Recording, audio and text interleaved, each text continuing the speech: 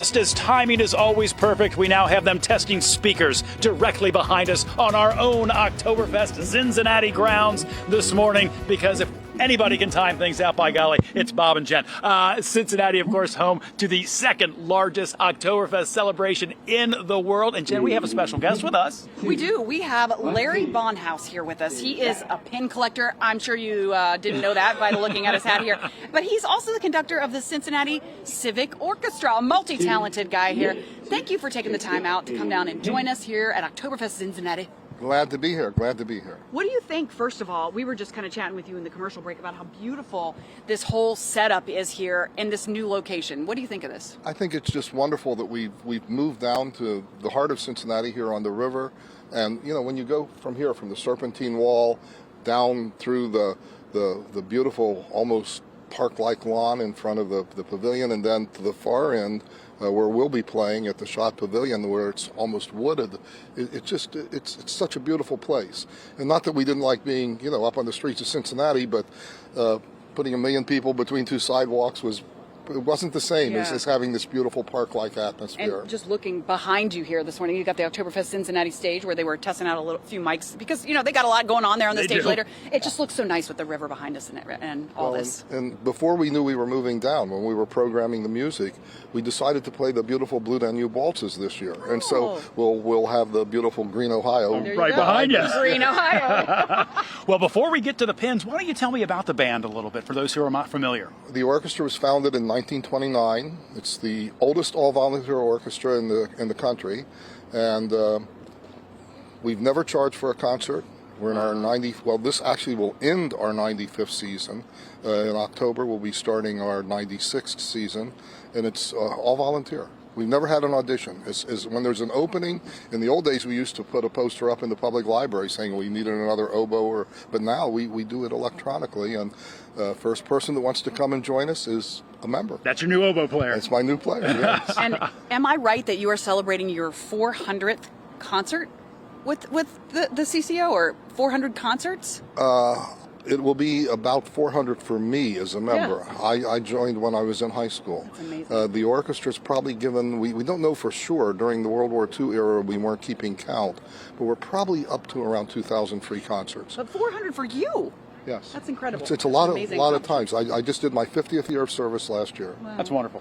It's a great group of people, and we have everything from corporate presidents, doctors, and lawyers to one fellow that used to come before he passed away, and if he couldn't park his 16-wheeler someplace, he just took up half the parking spaces at the rehearsal hall and came in of his truck. I mean, it's an amazingly just a beautiful, diverse group of folks that make beautiful music together. And you have a beautiful, diverse group of pins on your hat. Larry, can I get you set that hat down here? And I want you to walk me down memory lane with some of these pins. It's gotten so heavy, I'd rather sit it down. There you go.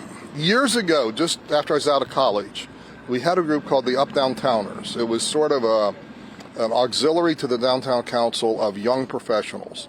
And I really think what we did was anything nobody else wanted to do. We pick up trash after parties in the parks, but we manned all of the souvenir booths.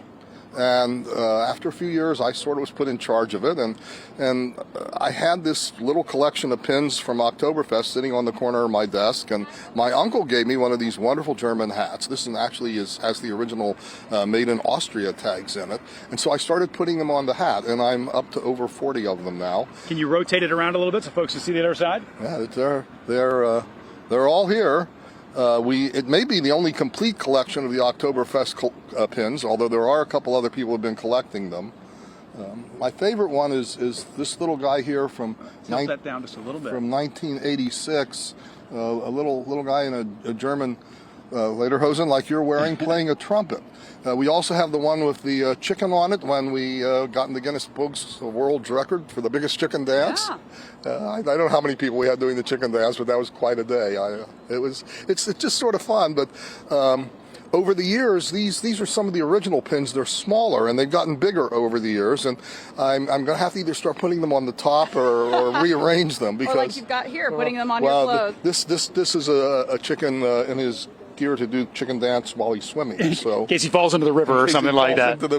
Into the river. Larry, if people want to see your performances this weekend, Where will we find you? We will be all the way at the far end in the Okay. Schott Amphitheater, and I think it's one of the most beautiful spots in Cincinnati nobody sees. The backdrop is the old stone remains of the building where the pumping station was that pumped the water from the Ohio River through wooden tubes to the Mirror Lakes up in Mount Adams. And we'll be there actually bringing the curtain down on Oktoberfest from 5 to 7 on Sunday. Perfect. A show. And just before us, the Donna Schwaben dancers will be dancing. Oh, Bob knows of the Donna Schwaben dancers.